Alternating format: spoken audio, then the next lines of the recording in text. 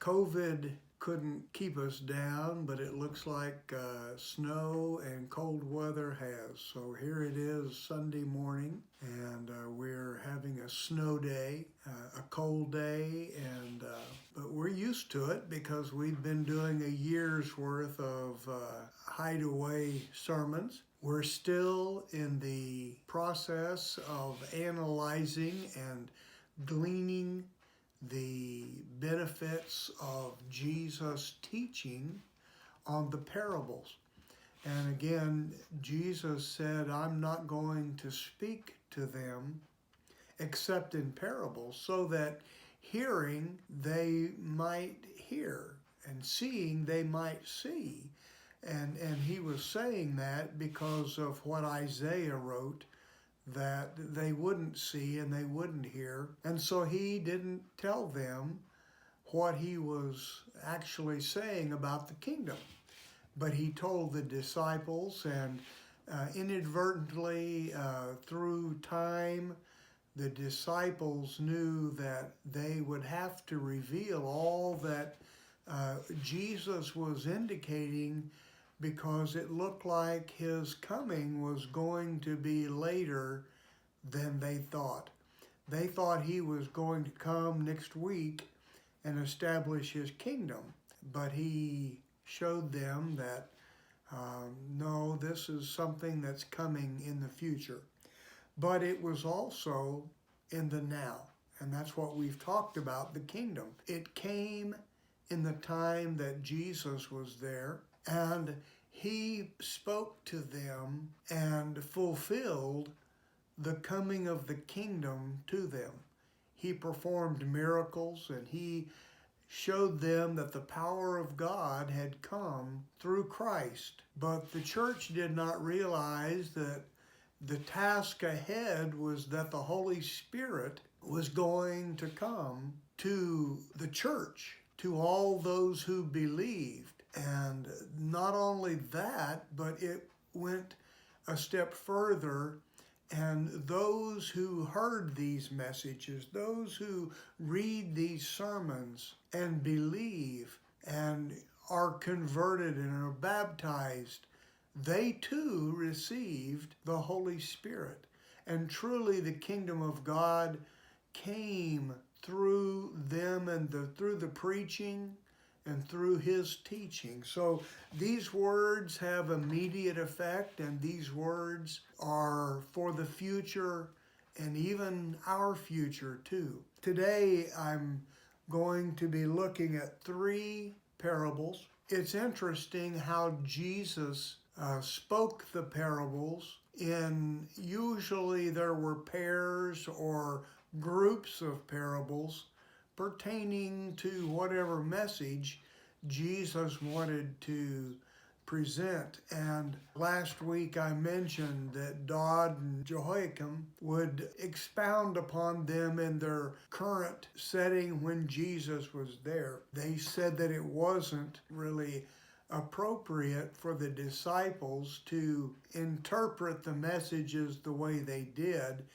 but I believe that the Word of God came to us as God would have it, not how people interpreted it or brought it about, but we take it as it is. And I know that means in the original language, not in English, not affected by translators or interpreters, but it's impossible for us. So we have to rely that the Holy Spirit is teaching us today what God wants us to learn about these parables. The parable first I want to talk about, it's called basically the leaven. And Jesus said that the kingdom of heaven is like leaven, which a woman took and hid in 3 measures of meal until it was all leavened. Now, when you look at this passage, Jesus spoke of leaven. The leaven of the Pharisees was hypocrisy. And he said that the leaven of the Pharisees had basically affected all of Israel. And they were the teachers of the law. And all they said was what they knew about the law and about the Word of God. It's interesting that as I read this, it was grouped together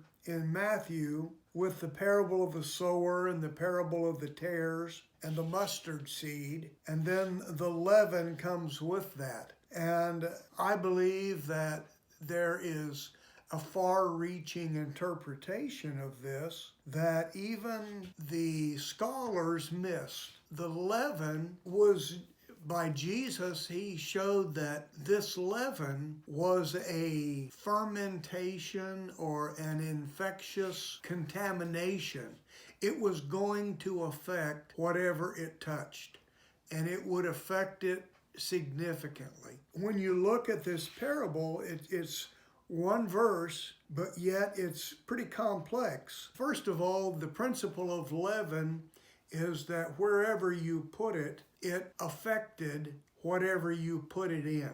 But the leaven also had a far-reaching effect in the religious applications. Again, the leaven, unleavened bread, indicated that you left the leaven out because it represented sin. So this parable does not follow those guidelines, and you would have to interpret it according to the parables that it is attached to.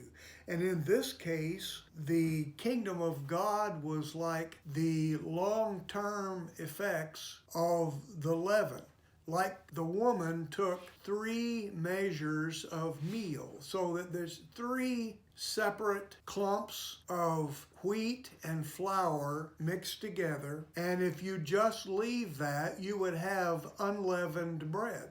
And again, when you look at what Jesus was indicating here, that the oil had to be mixed with the flour to make a unity. And without the oil, you do not have anything but crumbs of wheat berry. And they powdered it into a flour and added oil, and then they mixed it into a ball of bread. And it says the woman hid 3 measures of leaven in the bread. Now that in itself, when you look at the allegory of this, that Jesus was taking himself and what he did in bringing the kingdom of God to mankind, we have to look at what happens when you input the leaven into the loaf. Immediately you don't see anything, but then after a while, the loaf rises, and the full effect of the yeast is in each of the 3 measures. And nobody dealt with what do the 3 different measures represent. And we could look at it and say, well, the leaven was introduced into the disciples, and the leaven was introduced into the Pharisees. Or you could say that the Pharisees didn't get leavened, but the people at large did at that time. And the message of Jesus Christ was put into the loaf of all mankind, the loaf of the apostles, and the leaven also could mean that it was in today. The message of Jesus Christ has been put into the world today, and that leaven has affected the whole world. That leaven has affected the disciples. It said that after Peter's first sermon, 3,000 were saved in that one day. These were the people who went out to see Jesus, who were healed and who were touched. The kingdom of God had come to the disciples, to the people of Jerusalem, and even to the scribes and Pharisees. but they rejected the message. They kept the unleavened. But Jesus didn't say that it was bad. He just said, here's the effects of it. So we can see by this that this message could be far-reaching in its application. And if we tie it in with the parables of the seeds, we see that the harvest was the goal, and the tares weren't removed until the end of time, until the harvest, and then it was removed. Likewise, the kingdom of God has come into the disciples, into the world, into today. And this measure, it just says the meal until it was all leavened. And we look at the effect of the gospel of Jesus Christ in the world today, and we see nations that have become Christian nations, and we see how they dealt with Christianity. They rejected it. They are atheistic, or they are anti-Christ. And the world is judging the loaf today. We go on to two other parables, the hidden treasure and the pearl of great price, in conjunction with the loaf of leaven. And we find that in the hidden treasure in verse 44, and again, the kingdom of heaven is like treasure hidden in a field, which a man found and hid. And for joy over it, he goes and sells all that he has and buys the field. And it's kind of a mysterious message. First of all, maybe some background into this was that the location of Jerusalem and Israel was in proximity to Egypt, Babylon, Persia, and Greece. And so everybody that does trade has to pass through and by Jerusalem. And unfortunately, most people during that time didn't have a secure vault that they could transport their treasures in. And when you're riding along on your camel, and you see a herd of camels racing towards you, and you realize, uh-oh, the enemy's come, I've got to hide my treasures. So you go out in the field and you dig a hole and you put your treasures in an earthen vessel in the ground, and then the enemy comes and he takes away all the caravan and all of their goods, but he didn't find the treasure because it was put in a earthen container in the ground. And 100 years later, this farmer is out farming, and he comes upon this piece of pottery as he's plowing the field, and he realizes this is a treasure. And so he hides it again. And then he goes and buys the land. And it's like, what? I don't understand. What is he doing here? And if he owned the field and discovered the treasure, it's his. It's his because the people that buried it are gone. They don't even live anymore, and nobody knows who they were. But it's a treasure. There's gold pieces and silver and whatever else that was valuable. He possessed it. Now, what does this have to do with the kingdom of God? It's likening it to a treasure that was put in the field. And again, this likens it to Jesus coming and receiving the Holy Spirit and showing that the kingdom of God was a valuable item. This was something worth selling all that you have for and buying whatever it took for you to possess this land, this treasure. And in conjunction with this parable, we turn over to the pearl of great price. And probably just very quickly, Jesus said the kingdom of God is like a merchant seeking beautiful pearls. This was a merchant who specialized in pearls, and there are pearls that are an inch in diameter. Now, these pearls, Cleopatra and great wealthy people of the past possessed great pearls. The Queen of England, Queen Elizabeth, has probably one of the finest collections. If you can imagine a 9 to 10 millimeter pearl, which took several years to produce, an oyster bed, and very few pearls got to be that size.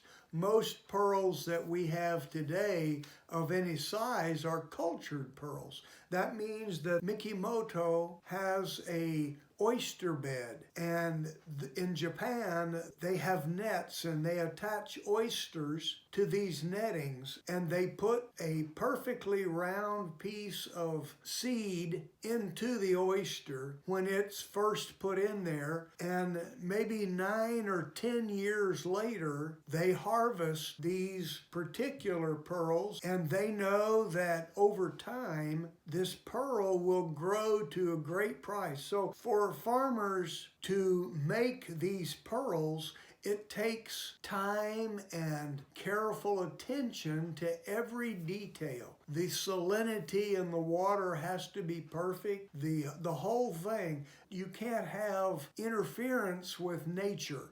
And so all of these things affect. But imagine if you found a pearl of great size and great price. It's extremely valuable. And the average person wouldn't know the difference between a pearl and a piece of plastic. But there are ways to determine. And once you've assessed this pearl and found that it was a pearl of great price, when he found the one pearl of great price, he went and sold everything that he had and bought it. And so first of all, we must assess and prove that this pearl is of great value. And Jesus was likening the hidden treasure and the pearl to something of enormous value, but yet it wasn't perceived as such initially. But as the world looks back at what Jesus did, we realize that the kingdom of God was hidden and it affected the whole world. And this kingdom is a treasure that was beyond measure. It's worth sacrificing your entire life and earning potential. Once you've discovered this, you realize I have to possess this. And if I lose everything else, it doesn't matter. I will take my whole earnings, my whole life, everything, my family. I lose everything if this isn't what I think it is.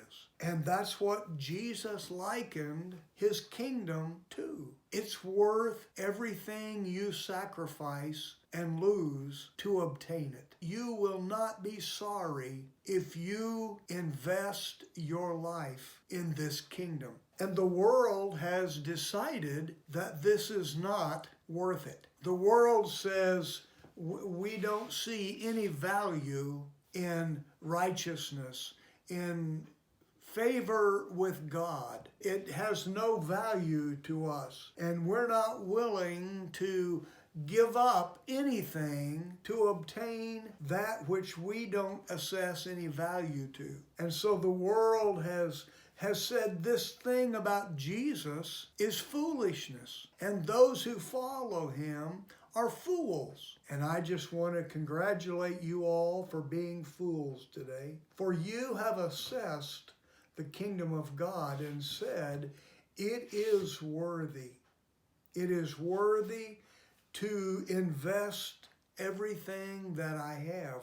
Whatever it takes, I will do to possess this kingdom of God. And then that requires us to go further, and we look back at some of the other parables. And what can choke this? The devil. Satan is trying to keep us from realizing the value and the wealth that we possess in the kingdom of God. And we look at the birds of the air, we look at the seed that falls on the shallow ground and springs up and we go our way, and we look at the briars, the cares of this life. What can separate us from the love of God? And this pearl and this treasure is valuable, and we have to at all cost invest what it takes into this kingdom, the knowledge of God. It's not just knowledge, but it's the power of God, the ability that Jesus brought. And he said, these things that I do, you shall do also. Simon the sorcerer, he was willing to possess from Paul the ability to do what he did. I want this gift so that I can be wealthy. We don't do this for the treasures in this life, but the life that is to come. And so it is imperative for us to continue to do what it takes, no matter whether COVID or elections. Nothing can separate us from the knowledge that God is outside of time and space, and he has come into this world, and he has given into us the Holy Spirit. We possess the power that God gave Jesus. As human beings, we pray by faith, and we believe that God will do the things that we give him the seed to do it with. And so I come to a place in my sermon where all that's left now is for us to determine if the treasure is worth what we think it is. If it is, have we done what it takes to possess that treasure in earthen vessels? If so, are we living our life as though we really mean this? The treasure is ours. We have done what it takes, and we shall receive the reward when Christ returns. And even now in this life, we will experience the peace of God, which passes understanding. And even in the midst of COVID, we trust God. We know that our days and times are in his hands, not COVID's, not even this world's. And so let us pray right now. Father, we thank you. We thank you for the kingdom of God that has come into our lives. Lord, forgive us of our sins. Forgive us of doubting sometimes the treasure that we have in your kingdom. And Lord, help us to share with others in a convincing manner that it's worth it. Whatever we invest, whatever we lose, it's all worth it to contain, to possess this treasure that Christ has revealed to us. In Jesus' name, amen.